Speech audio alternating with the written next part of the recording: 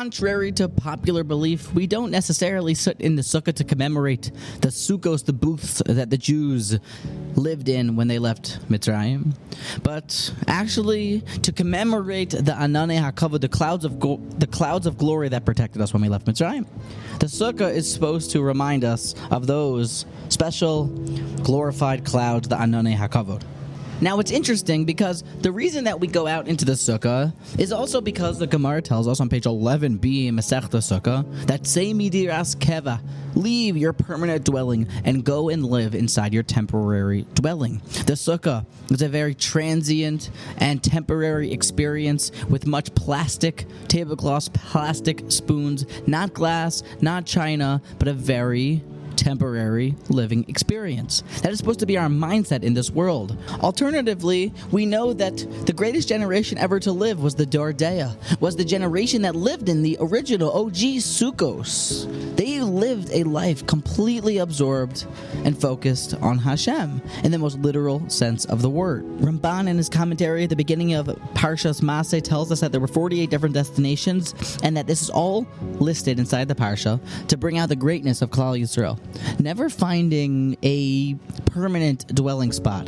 They always followed the cloud. Wherever the cloud went, they followed. They unpacked their bags for one day, and the cloud would move, and again, they would pack their bags to follow the cloud. Never having a keva, a house that was set. Never finding that peace of mind of one spot to live. And this is all the more to praise them for their unyielding commitment to follow Hashem. So if we put these two different conflicting ideas of the Jews in the desert, always mentally focused and present and growing in their Yiddishkeit, perhaps to the greatest level, but also living so temporary, so every single day moving into a new spot, we're left with an insight for ourselves.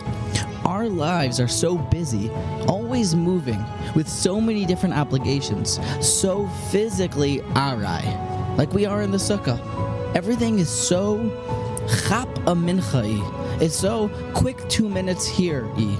But we learn from the Dor Deah that to be mentally present at these moments, but to be locked in even though you're constantly traveling, to be constantly moving to different destinations daily, if not even by the hour, but to be mentally present, to have the equanimity and the focus of mind, to make those minutes count, to be there and maximize those minutes, that's perhaps the only way and the only alley to mastery.